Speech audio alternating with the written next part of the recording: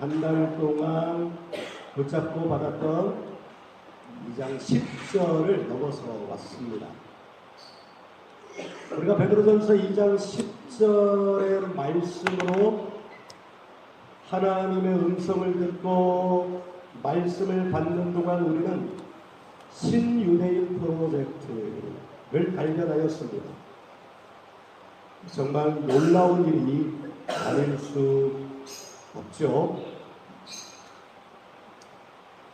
그리고 지난 몇 주 전에 우리는 성공이라는 표현을 이 설교 시간에, 말씀 시간에 사용하였습니다.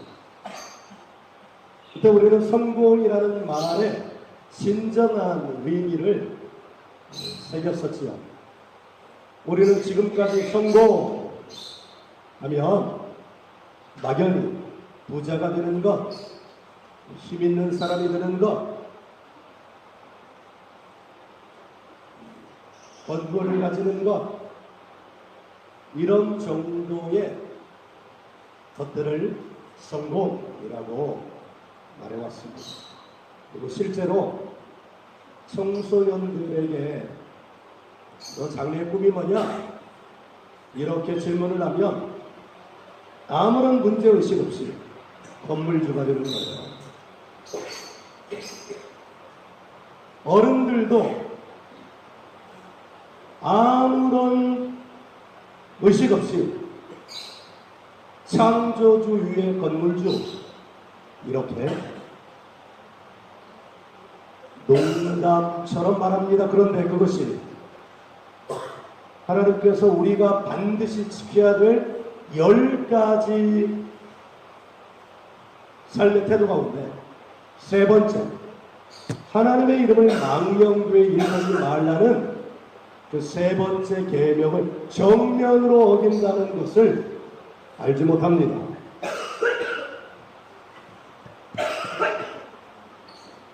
하나님의 이름을 망령되이 일컫지 말라는 이 말은 농담으로라도 하나님을, 그 이름을 사용하지 말라는 거예요. 그래서 성경에 여호와, 야훼 이렇게 발음을 하는데, 여호와 이 호칭은 하나님의 이름이 아닙니다. 성경에는 하나님의 이름이 기록되어 있지 않습니다. 그 야훼, 여호와라는 이름은 이스라엘 백성들이 하나님의 이름을 함부로 부르지 않기 위하여 따로 정해놓은 호칭, 주님이라는 뜻입니다. 하나님의 이름이 너무나 거룩하시기에 인간의 입으로는 차마 말할 수 없기에 아도나이, 이렇게 별칭으로 부르는 것입니다. 이스라엘 백성들은 이렇게 하나님과의 관계를 정확하게 가졌습니다. 오늘날 교회에서 심지어 목회자들도 농담이랍시고 하나님의 이름을 함부로 갖다 대는 경우가 있는데, 이것이 얼마나 오늘날의 교회가, 목사를 비롯한 하나님의 사람이라고 스스로 일컫는 자들이 하나님을 가볍게 여기는지를 알 수 있는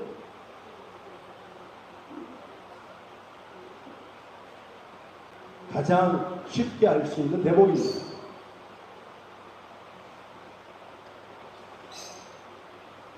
우리는 배울 때부터 하나님의 이름을 함부로 망령되이 일컫지 말아야 된다는 이 하나님의 계명을 마음으로 중요하게 받아들이고 진지하게 받아들여서 하나님을 높여드리는 우리가 될 수 있기를 주의 이름으로 축원합니다. 하나님 말씀하십니다. 나를 존귀히 여기는 자를 내가 존귀히 여기고 나를 망령되이 여기는 자를 내가 망령되이 여기리라. 이것은 하나님과 우리 사이에만 성립되는 관계가 아니라 사람과 사람 사이에서도 성립되는 관계의 기본 제1법칙입니다. 우리나라는 옛 속담으로 그 관계를 이렇게 말했습니다. 오는 말이 고와야 가는 말이 곱다. 이 말은 당신이 나를 존귀히 여겨줘야 내가 당신을 존귀히 여겨줄 수 있습니다 라는 말입니다.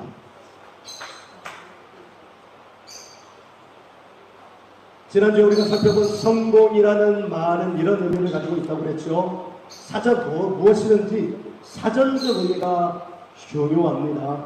사전적 의미를 바로 알아야 그 다음에 우리의 삶의 태도가 거기에 맞게 바로 잡혀지기 때문입니다. 성공이라는 말의 사전적 의미는 목적하는 바를 이룸입니다. 막연히 부자가 되는 것, 막연히 건물주가 되는 것, 막연히 힘센 사람이 되는 것, 이런 것들이 성공의 의미가 아니라 성공은 목적하는 바를 이룸입니다. 그러면 머리가 빠르게 돌아가는 사람, 자기 합리화에 능한 사람, 자기 뜻대로 살고 싶어하는 사람은 이렇게 말할지도 모르겠습니다. 그러면 목적하는 바를 이룬다면 그 목적이 어떤 것이든 그 목적을 이루면 성공이라고 말할 수 있겠네요. 예를 들어 이런 겁니다.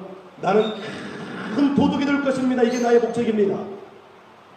그리고 큰 도둑이 되는 것을 목적으로 삼아 평생을 살아서 마침내 큰 도둑이 되었습니다. 그렇다면 이 사람은 성공한 것이겠네요. 그래서 오늘 말씀이 중요합니다.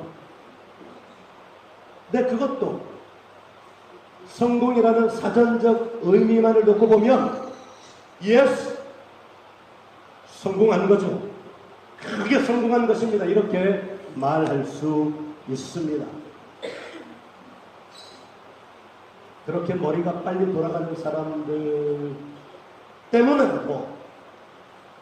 그렇게 약간 삐뚤어진 의식을 가지고 있는 사람들 때문에라도 오늘 말씀은 너무너무 중요합니다. 오늘 말씀은 그래서 목적이 중요하다는 것, 성공을 향해 달려갈 수 있게 하는 원동력이 되는 목적이 중요하다는 것을 가르쳐주고 있기 때문입니다. 그리고 오늘 이 말씀, 사실은 하나님의 선택받은 백성, 그래서 구원에 대해서는 추호의 의심도 없이 살아가는 유대인들의 삶의 핵심 가치라고 볼 수 있습니다. 민족의 핵심 가치, 공동체의 핵심 가치, 가정의 핵심 가치, 유대인 각 사람의 핵심 가치라고 볼 수 있습니다. 핵심 가치가 중요합니다. 우리는 말씀을 따라가다 보니 유대인들의 삶에 대하여 면밀하게 연구하고 있습니다. 그도 그럴 수밖에 없는 것이에요. 이 성경을 개신교인만, 기독교인만 가지고 있는 것이 아니라 이 성경을 같이 공유하고 있는 민족이, 공동체가, 사람들이 유대인들이기에 성경을 면밀히 연구하고자 한다면, 하나님이 역사하시는 방법을 연구하고자 한다면 유대인들의 삶을 연구할 수밖에 없기 때문입니다. 면밀히라는 말은 일처리 따위가 꼼꼼해서 빈틈이 없다라는 말입니다. 면도날같이 날카롭게 쪼개서 일처리를 한다는 말입니다. 그러니까 지금 우리가 유대인들의 삶에 대해서 면밀히 연구하고 있다는 말은 그들의 삶의 전부를 면도날로 날카롭게 쪼개듯이 연구하고 있다는 말입니다. 유대인들의 공부하는 목적. 여기서 공부한다는 것은 단지 우리가 말하는 세상 지식, 일반 과목을 말하는 것이 아닙니다. 공부는 우리 삶 전체에 해당이 되는 것입니다. 어떻게 하면 밥을 잘할 수 있을 것인가? 이것도 공부해야 합니다. 공부하지 않았다가는 맨날 설익은 밥을 먹거나 매일 죽 같은 밥을 먹을 것입니다. 반찬을 어떻게 맛있게 만들 것이냐? 이것도 공부해야 합니다. 그렇지 않으면 먹을 수 없는 반찬을 만들게 될 것입니다. 어떻게 하면 내가 다른 사람들에게 보일 때 첫인상을 좋게 할 것이냐? 이것도 공부해야 합니다. 첫인상은 3초 안에 결정된다고 말하죠. 그러니까 첫인상을 위하여서는 매우 열심히 공부해야 합니다. 그 첫인상이 그 사람의 인생의 중요한 키가 될 수 있기 때문입니다. 그렇다면 유대인들이 공부하는 목적은 무엇일까? 그들이 단순히 세상에 출세하기 위해서 세상 지식을 공부하는 것일까? 그들의 공부하는 목적은 이것입니다. 유대 민족의 공부하는 목적, 유대 공동체의 공부하는 목적은 이것입니다. 민족과 공동체의 목적이라고 하는 것을 여러분들은 유심히 들어야 합니다. 왜냐하면 각 개인은 민족에 속해 있고 각 공동체, 가정도 공동체이기 때문입니다. 그들의 공부하는 목적은 이것입니다. 하나님께서 귀중한 생명을 주신 분이기 때문에 자신의 생명이 붙어있는 한 쉬지 않고 하나님의 진리를 찾아서 인류에 공헌하는 것, 이것이 유대인들이 공부하는 목적입니다. 여기에 부자가 되는 것, 건물주가 되는 것, 큰 도둑이 되는 것,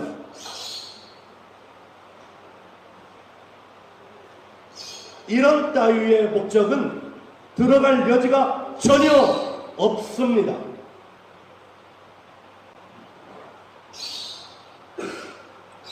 마태복음 5장 16절은 예수님의 말씀입니다. 마태복음 5장, 6장, 7장은 대단히 높은 윤리의식을 가지고 있어서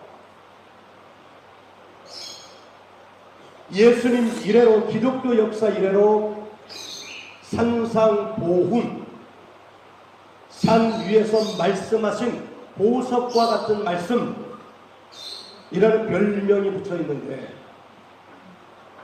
그 말씀의 초입부에서 예수님은 이렇게 말씀하십니다. 이와 같이 너희 빛을 사람 앞에 비추게 하여 저희로 너희 착한 행실을 보고 하늘에 계신 하나님께 영광을 돌리게 하라. 예수님의 이 말씀은 유대인들의 공부하는 목적, 하나님께서 귀중한 생명을 주시긴 분이기 때문에 자신의 생명이 붙어있는 한 쉬지 않고 하나님의 진리를 찾아 인류에 공헌하는 것, 이 말씀과 이 목적과 예수님의 말씀은 같은 말씀입니다. 그리고 오늘 우리가 함께 읽은 12절 말씀, 너희가 이방인 중에서 행실을 선하게 가져 너희를 악행한다고 비방하는 자들로 하여금 너희 선한 일을 보고 오시는 날에 하나님께 영광을 돌리게 하라 라는 말씀도 같은 말씀입니다. 이런 목적 때문에 유대인들에게는 인류에 빛나는 업적을 가진 사람들이 끊이지 않고 나오게 되는 것이라고 감히 말할 수 있습니다. 그러므로 여러분, 성공이라고 해서 어떤 성공이라도 해서는 안 되는 것입니다.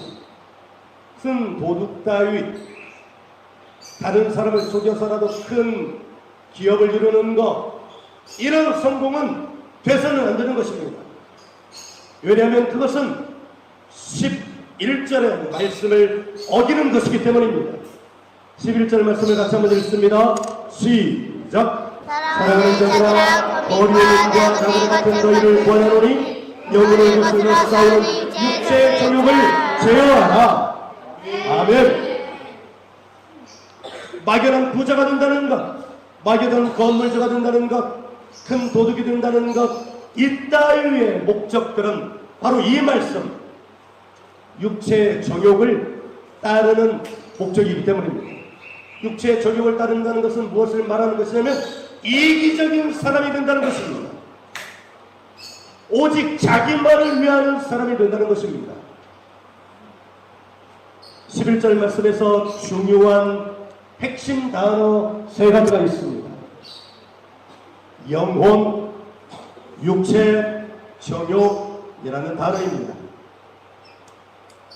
영혼의 정확한 번역은 영혼이 아닙니다.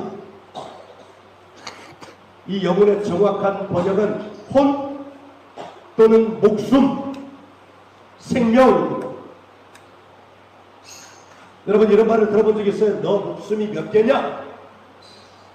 이 말은 너 이거 지금 죽어도 다른 목숨이 있기에 네가 지금 까불고 있는 거지? 조폭 영화나 좀 거친 영화 혹 여러분들의 부모님들에게서 들었을지도 모르겠어요. 그럴 때 사용하는 단어가 바로 이 영혼이라는 푸시케라는 단어인데 우리가 성경을 번역할 때 이걸 영혼이라고 번역을 하는 바람에 이것을 영이라는 의미가 섞인 단어로 오해를 합니다. 정확한 번역은 혼입니다.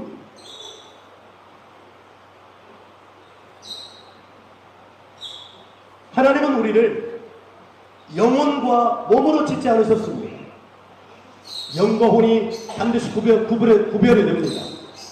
하나님은 우리를 영과 혼과 몸으로 지으셨습니다. 그 증거가 데살로니가전서 5장 23절입니다. 우리 데살로니가전서 5장 23절 말씀을 열어서 함께 읽도록 하겠습니다. 떨어진 친구들은 암송하고 있으니까 찾지 않아도 되는 친구들은 찾지 않고 암송하고, 다른 친구들은 데살로니가전서 5장 23절을 찾아서 우리 함께 읽습니다. 찾으셨으면 아멘. 함께 읽습니다. 시작. 영광의 미친이 너희를 거룩하게 하시고 또 너희의 온 영광과 우리 주 예수 그리스도 만났을 때 함께 보존되게 하느니라. 아멘.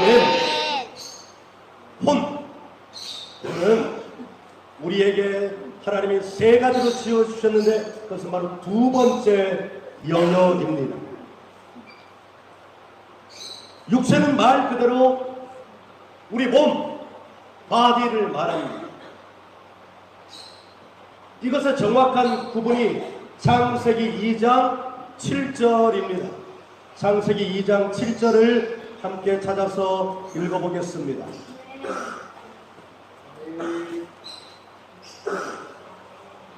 창세기 2장 7절 찾으셨으면 아멘. 함께 읽습니다. 시작. 여호와 하나님이 땅에 흙으로 사람을 지으시고 생기를 그 코에 불어넣으시니 사람이 성령이 되니라. 아멘. 자, 여기서 바디에 해당하는 것은 흙입니다. 흙.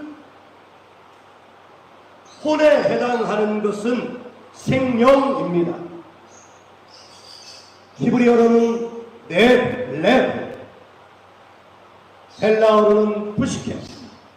그러면 영에 해당하는 것은 뭘까요? 생기입니다. 히브리어로는 루아흐, 헬라어로는 프리우마 해당하는 단어입니다. 여기서 우리는 혼의 정체를 잘 알아야 합니다. 혼을 거슬러 이렇게 말할 때 왜 혼을 거슬러 이렇게 표현했냐면 이 혼이 구원받은 혼이기 때문입니다. 너무 자세히 말하지 않겠습니다. 이 혼은 어떤 것들이 들어있느냐, 그것도 자세히 말하지 않겠습니다. 그냥 언급하고 지나가겠습니다. 이 혼 안에는 우리가 마음이라고 부르는 것, 우리가 생각이라고 부르는 것, 우리가 이성이라고 부르는 것, 우리가 지성이라고 부르는 것, 우리가 감성이라고 부르는 이런 모든 것들이 이 혼 안에 들어 있습니다. 이것들이 예수님을 우리가 십자가 복음을 인정하고 받아들이고 영접할 때 영이 깨어나고 이 영의 구원을 받아 혼의 구원을 받게 되는 것입니다. 그런데 문제는 우리 바디, 이 바디가 문제입니다. 바디가 구원을 받지 못한 거예요. 어쩌면 우리의 생명이 끊어질 때까지 바디는 영원히 구원을 받지 못할 것입니다. 그래서 바울 사도는 오호라, 내가 성령의 법을 따르기를 원하지만 죄의 법을 따르는도다 누가 나를 구원해 주리야 할 때 그 육체의 법을, 죄의 법을 따르는 것이 뭐냐? 영도 아니고 혼도 아니고 바로 이 몸, 바디가 되는 것입니다. 제어하라는 말은 통제하라는 말입니다. 그러니까 이 말씀은 이렇게, 11절 말씀은 이렇게 우리가 읽을 수 있습니다. 구원받은 혼을 거슬러 싸우려고 하는, 죄의 법을 따르려고 하는 바디의 이기적인 욕심을 통제하라. 여러분들도 가만히 내버려두면 우리가 리누젠 공동체에서 이 육체를, 바디를 통제하는 훈련을 하지 않으면 난리가 날 것입니다. 바디를 통제하는 훈련을 하지 않은 채로 예배를 드리면 이 예배는 예배가 되지 않을 것입니다. 훈련을 해도 지금 이 시간에 틈틈이 조는 사람도 있고 틈틈이 육체의 정욕을 따라가는 이기적인 태도를 보이는 사람도 이렇게 있습니다. 그래서 내가 말씀을 전하면서 찬양을 하면서 이렇게 노려보는 사람들은 지금 누가 바디의 이기심을 따르고 있구나 라고 생각하면 됩니다. 훈련받지 않으면 우리는 바디의 이기적인 욕심을 통제할 수 없습니다. 그래서 베드로 선생님이 말씀하는 거예요. 그런데 이 바디의 욕심, 이기적인 욕심 내버려두면 반드시 이기적인 욕심을 따르게 되는, 죄의 법을 따르게 되는, 그래서 구원을 거스르는, 그래서 하나님을 배도하는, 배역하는 자가 되게 하는 이 육체의 이기심, 바디의 이기심을 어떻게 통제할 수 있느냐 이 말입니다. 자연인 상태로는 통제가 되지 않습니다. 지금 여기에서도 90%는 훈련 받은 대로 통제하면서 예배를 드리는데 10%는 통제하지 않습니다. 그럼 어떻게 통제할 수 있습니까? 어떻게 해야 육체의 이기적인 욕심, 그래서 구원의 법을 거슬리게 하는 이 육체를 통제할 수 있습니까? 먼저 비유의 말을 먼저 하겠습니다. 간단합니다. 어렵지 않습니다. 여기 흰 컵이 있습니다. 여러분 흰물로 보이겠지만 검은 물이라고 합시다. 이 검은 물을 어떻게 해야 흰물로 바꿀 수 있을까요? 버려요? 이걸 버려? 버리고 흰물 넣으면 좋겠네. 그거 생각을 못했어요. 그래, 버려. 그럼 어떻게 버릴 거예요? 간단한 방법이 있습니다. 이 검은 물이 든 이 컵 안에 흰 물을 계속 들이붓는 것입니다. 언제까지요? 검은색이 없어질 때까지. 검은 흰물을 부으면 검은 물이 흰물 때문에 자꾸 이 컵 바깥으로 넘쳐나게 될 것입니다. 언제까지요? 흰물로 완전히 바뀌어질 때까지. 검은 물이 넘쳐 흘러서 흰물이 바뀌어져 때까지. 우리의 바디 안에 있는 이기적 욕심이 여기에 머물러 있지 못하고 우리의 몸 바깥으로 넘쳐 흐를 때까지 우리 안에 흰 물을 집어넣어 주는 것입니다. 그 흰물이 뭘까요? 검은 물은 우리의 바디 안에 차고도 그대로 계속해서 이 안에 생성되는 이기적 욕심, 그게 바로 육체의 정욕입니다. 눈을 따라가고 듣는 것을 따라가고 만지는 것을 따라가고 입을 따라가고 냄새 맡는 것을 따라가는 육체의 바디의 이기적 욕심입니다. 이것을 어떻게 흰물로 바꾸냐고요? 거기에 하나님의 말씀을 넘치도록 붓는 것입니다. 흰물을 붓는 것입니다. 하나님은 그것을 이렇게 표현해 주셨습니다. 하나님은 이 세상 최고의 문학가입니다. 그것이 바로 신명기 6장 7절 말씀입니다. 신명기 6장 7절.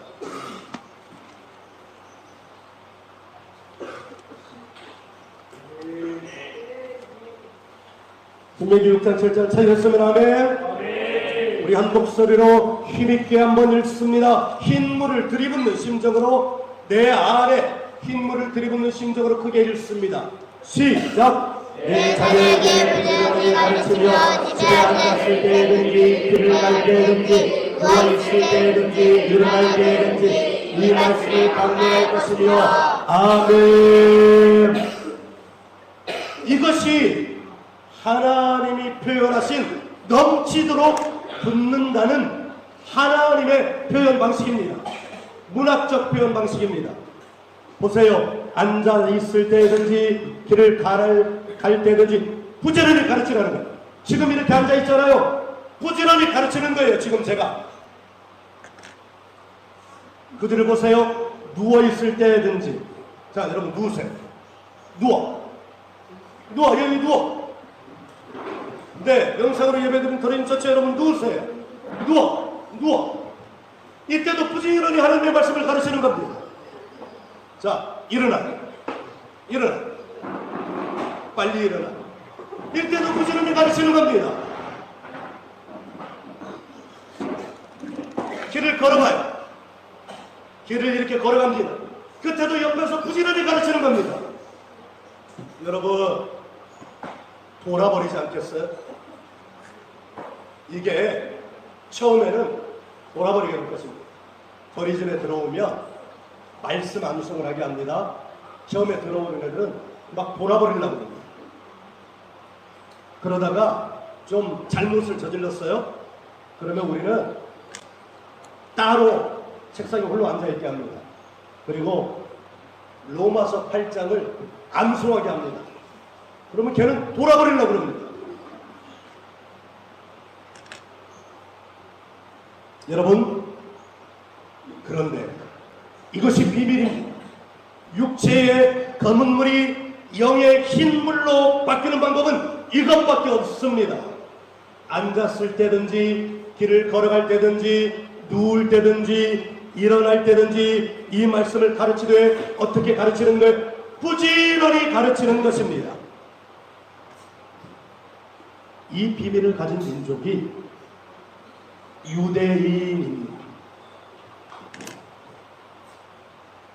이것을 직접적으로 받지는 않았지만 이 하나님의 비밀을 깨달은 민족이 또 있습니다.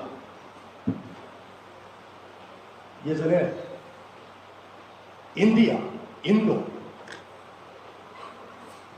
인도의 학생들이 공부하는 것을 보니까요, 이 10대들, 10살도 안 되는 친구들부터 10대에 해당하는 친구들, 머리 큰 17, 18, 19, 이 친구들은 보여주지도 않아요. 그때도 안 하고 있으면 이미 늦었다는 거예요. 16 미만 친구들이 아침에 학교에 가면 앉자마자 그 친구들이 하는 거 있습니다. 부지런히 암송하는 거예요.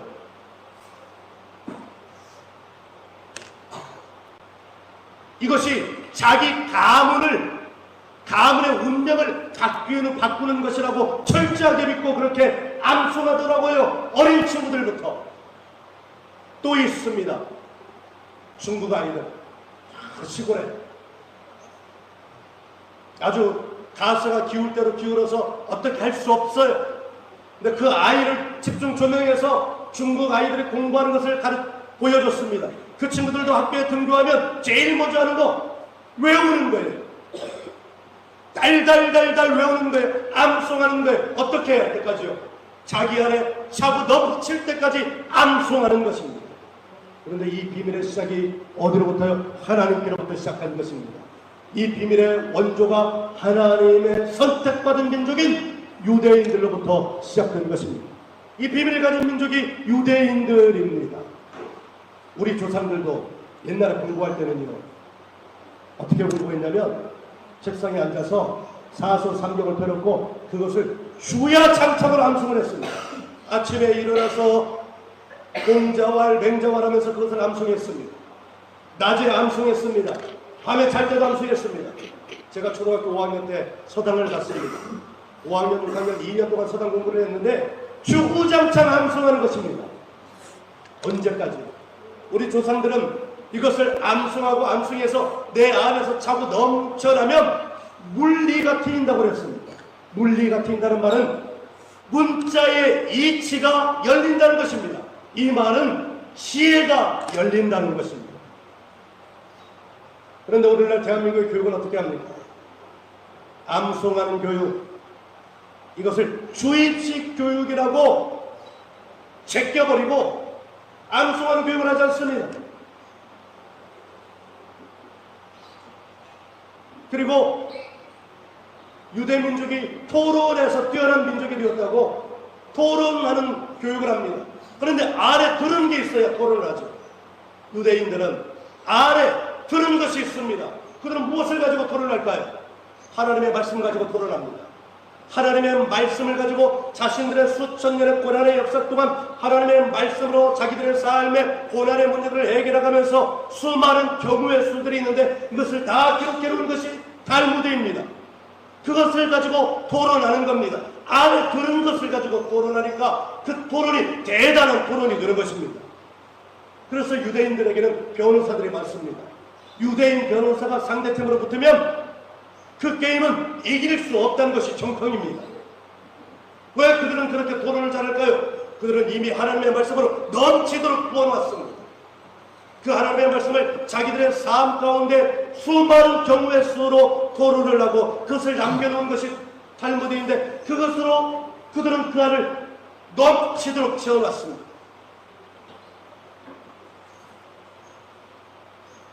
그들은 자기 부모들이 한 직업을 가지면 당연히 자식들이 그 직업을 이어받는 것을 당연히 여깁니다. 만일 어느 부모가 화학계통에 있으면 그 아들은 집에 왔다가 공부하고 자기 부모의 일을 돕는 것이 당연하니까 화학계통의 일을 하는 것입니다. 그 자식이 부모가 되어서 또 다음 자녀에게 그 화학계통의 일을 하게 합니다. 부모를 돕게 합니다. 그래서 화학자 집안이 됩니다. 그 집안에서 뭐가 나오겠어요? 노벨상이 나오는 겁니다. 한 집안의 학문이 대를 이어서 하게 되는 것입니다. 이것이 유대인이 가진 비밀입니다. 그들이 어디 100% 다 성공을 했겠습니까? 그들 가운데는 날라리 유대인들도 있을 것입니다. 없지 않습니다. 얼마 전에 하마스가 이스라엘을 쳤잖아요. 몇백 명이 축제를 벌이는데 거기를 쳤다고 했잖아요. 근데 거기서 실제로 일어난 일은 어떤 일인지 아세요? 술 먹고 마약 먹고 그 집단 안에 우상을 세워놓고 우상을 섬기는 축제였던 것입니다.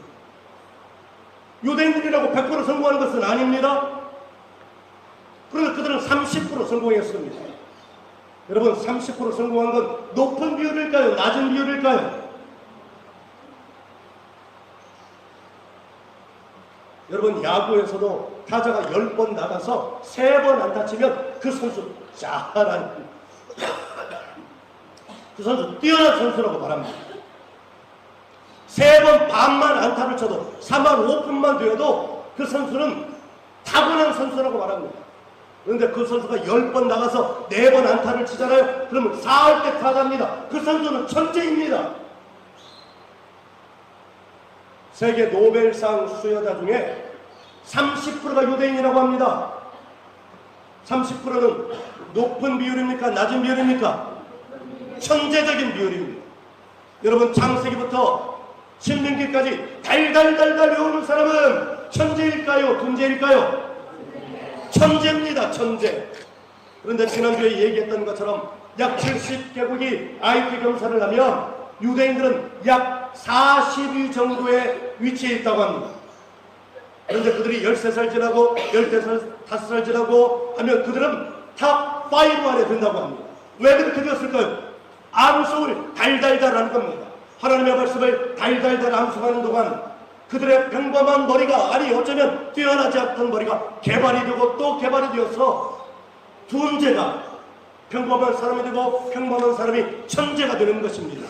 할렐루야.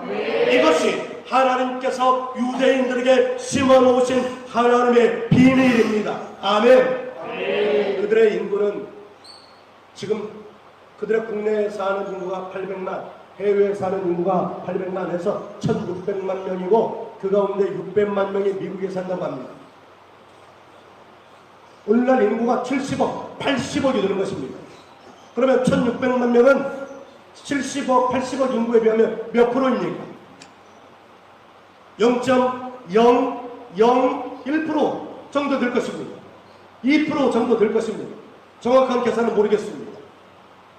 그런데 그들이 30%의 노벨상을 배출합니다. 그들이 경제계, 그들이 문화계, 그들이 금융계, 그들이 종교계, 그들이 방송계, 어디 퍼져 있지 않은 데가 없습니다. 그들이 30%를 장악하고 있습니다. 그러면 그들은 0.00 몇 프로의 인구 비율로 30%를 장악하고 있다면 사실상 그들은 인구 대비 몇 프로를 장악하고 있는 것이라고 볼 수 있을까요? 100%. 인구 대비 100%입니다. 그렇다면 유대인의 비밀은 무엇일까요?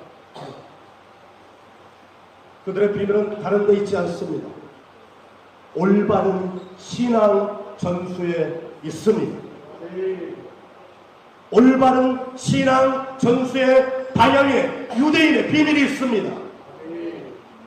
그들의 인생 목적은 세상에 출세하는 것이 아니라고 했습니다.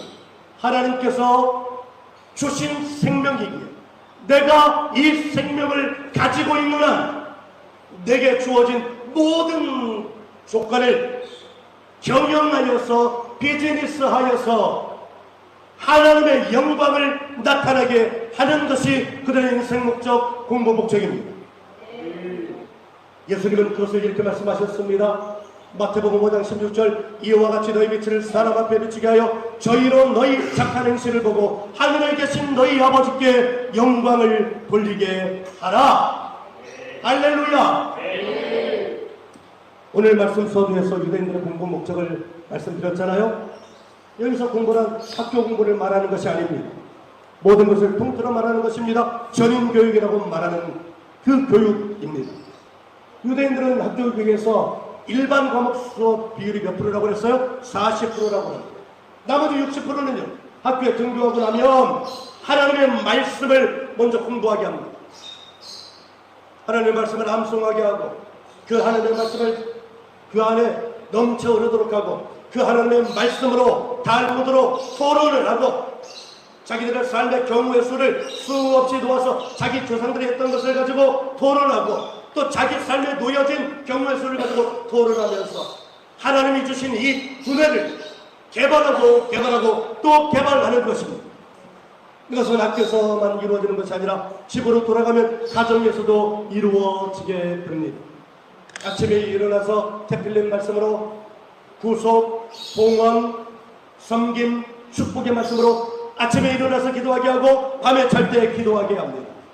유대인 부모는, 아버지는 자기가 자녀들의 교사로 부름받았다는 소명의식을 가지고 있습니다.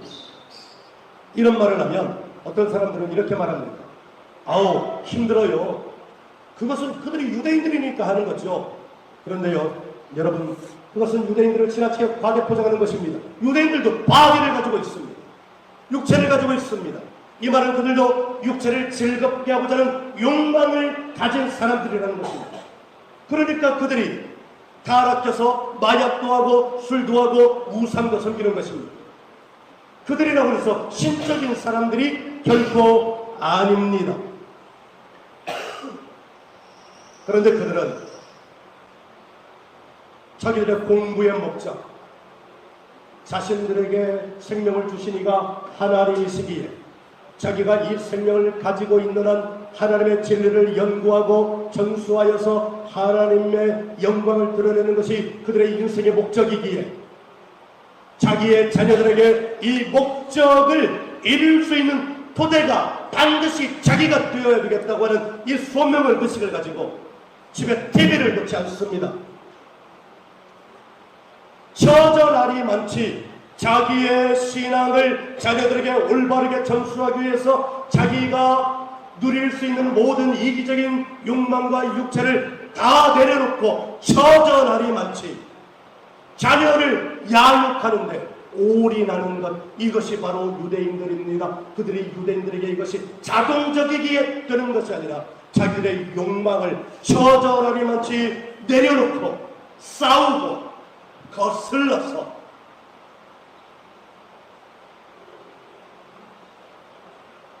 포기하며 살아가는 것입니다.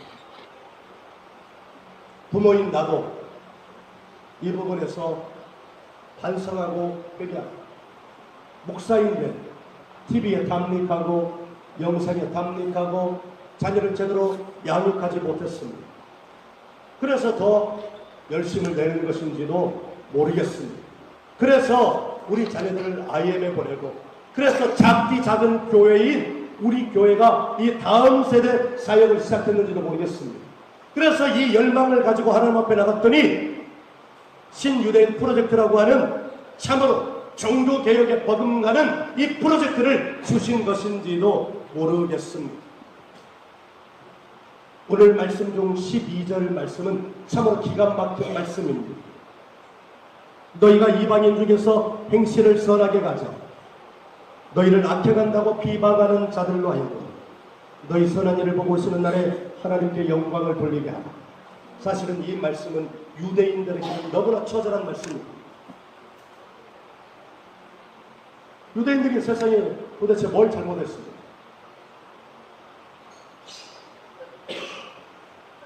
그런데 그들이 예수님을 죽였다는 이유로 유럽에서는 악마화되어 있습니다. 그것이 오늘날까지 이어졌습니다. 중세시대 때 패스트균을 전하는 민족이라는 오명을 쓰고 학살을 당했습니다. 저는 지금 유대인들을 옹호하고자 하는 것이 아닙니다. 잘못된 오해를 바로잡고자 하는 것입니다.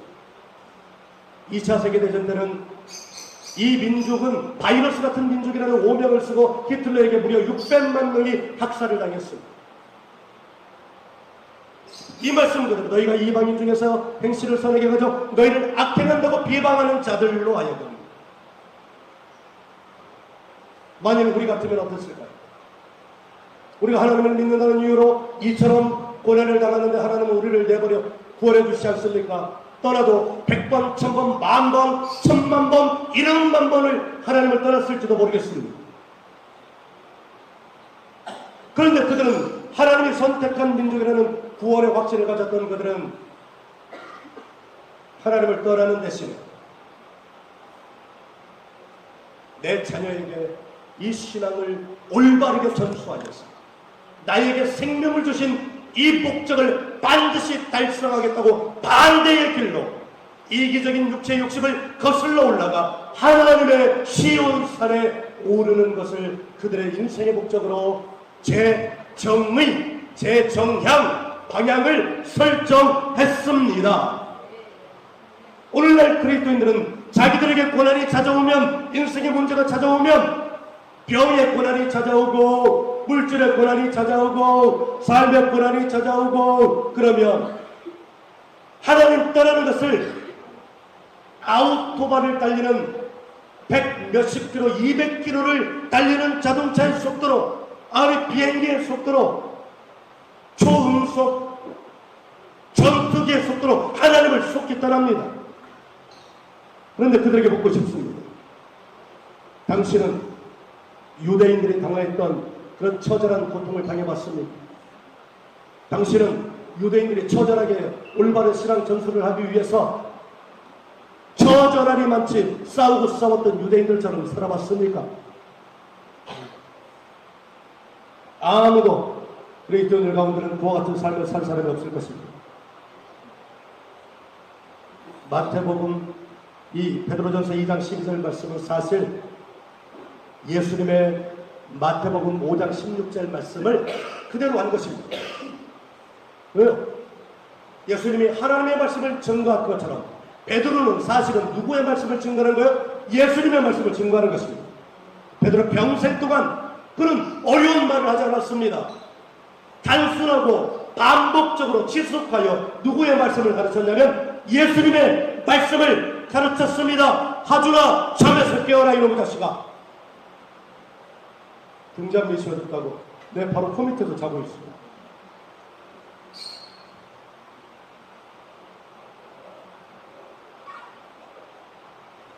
예수님의 마태복음 5장 16절 말씀을 한 후에 마태복음 6장 33절 말씀을 하셨습니다. 이 말씀은 너무나 유명한 말씀이에요. 그런즉 너희는 먼저 그의 나라와 그의 의를 구하라. 그리하면 이 모든 것을 너희에게 더하시리라. 할렐루야. 너희는 먼저 그의 나라와 그의 의를 구하라. 이 말씀을 있는 그대로 실천한 사람이 누구일까요? 그리스도인들일까요? 누구일까요? 유대인들입니다.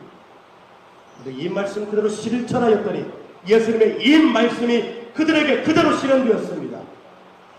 너희는 먼저 그의 나라와 그의 의를 구하라. 그리하면 이 모든 것을 너희에게 더하시리라.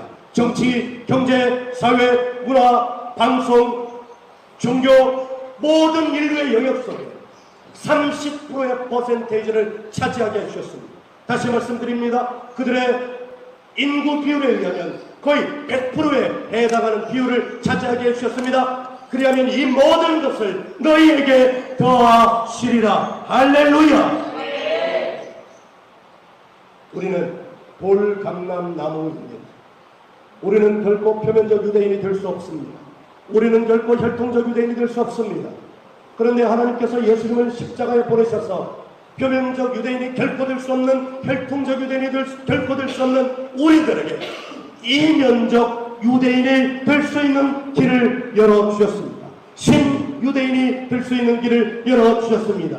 먼저 그의 나라와 그의 일을 구하면 이 모든 것을 더하여 받을 수 있는 이면적 유대인이 될 수 있는 교회, 원감람나무의 접붙임을 받아 감람나무의 열매를 얻을 수 있는 기회를 우리에게 허락하여 주셨습니다. 예수님의 십자가 구원의 의미는 바로 여기에 있습니다. 이스라엘 민족 유대인들이 하나님의 선택받은 민족이라는 구원의 확신 위에 어떤 고난 속에서도 올바른 신앙 전수의 방향을 위해서 처절하게 살았던 것처럼 이제 예수님의 십자가 복음이라는 놀라우신 하나님의 은혜로 새로운 유대인, 신유대인, 이면적 유대인 된 우리들에게 먼저 그의 나라와 그의 일을 구하면 이 모든 것을 더하여 주시리라는 예수님의 말씀이 우리 가운데 실현될 수 있는 기회를 우리 가운데 주신 것입니다. 할렐루야. 이것이 예수님의 십자가 구속의 의미입니다. 이것이 전부가 아닙니다. 이것이 시작입니다. 예수님의 십자가 구속을 인정하고 받아들이고 영접했다면 여러분들은 구원받은 것입니다. 나 구원받았는지 모르겠어. 나 구원받았을까? 이것 가지고 평생 살아가는 바보 같은 사람이 아니라 여러분이 맞을 예수님의 십자가 구속의 복음을 받아들이고 인정하고 영접했다면 여러분 구원받았습니다. 할렐루야. 여러분 구원받았습니다. 할렐루야. 여러분 하나님의 선택받은 민족, 이면적 유대인, 접붙임받은 감람나무가 되었습니다. 할렐루야. 이제는 여러분 구원에 흔들리지 마십시오. 이제 여러분은 어떤 상황 속에서도 처절한 상황이 온다 할지라도 그 처절함을 붙들고 먼저 하나님의 나라와 의를 구하는 올바른 신앙 전수를 하고 신앙을 받는 일에 최선을 다하시기를 주 여러분 축원합니다. 그러면 이 모든 것을 너희에게 더하신다는 하나님의 이 언약의 말씀, 예수님의 이 언약의 말씀이 여러분들에게 성취될 것을 주의 이름으로 선포합니다. 사랑하는 여러분, 유대인들에게 너희는 먼저 그의 나라와 의를 구하라 그리하면 이 모든 것을 너희에게 더하시리라는 이 말씀이 실현되었습니다. 우리는 어떻습니까? 우리에게도 실현되지 않겠습니까? 왜냐하면 예수님을 영접한 우리는 원감람나무의 접붙임을 받은 돌감람나무 가지이니 원감람나무의 열매를 맺을 것이요, 둘째, 우리는 표면적 유대인이 될 수 없으나 이면적 유대인이 되었고, 셋째, 우리는 혈통적 유대인이 될 수 없으나 그러나 신유대인이 되어서 우리의 인생의 목적, 공부의 목적을 이기적인 육체의 욕심에 두는 것이 아니라 하나님께서 나를 이 땅에 생명을 주셨기에 내 생명이 붙어있는 한 하나님의 진리를 최선을 다하여 연구하여 하나님의 영광을 온 세계에 나타내게 하는 것입니다. 이것이 신유대인 프로젝트의 핵심 가치입니다. 우리에게 중요한 것은 이것입니다. 올바른 신앙 전수의 방향을 잡는 것입니다. 그리하여 여기 있는 우리 자식들을 인류에 공헌하는 자, 묻어가는 자가 아니라 기여하는 자가 되게 하는 것입니다. 그것이 많은 사람을 하나님께로 돌아오게 하는 것입니다. 할렐루야! 이 프로젝트가 이미 시작되었음을 선포합니다. 할렐루야!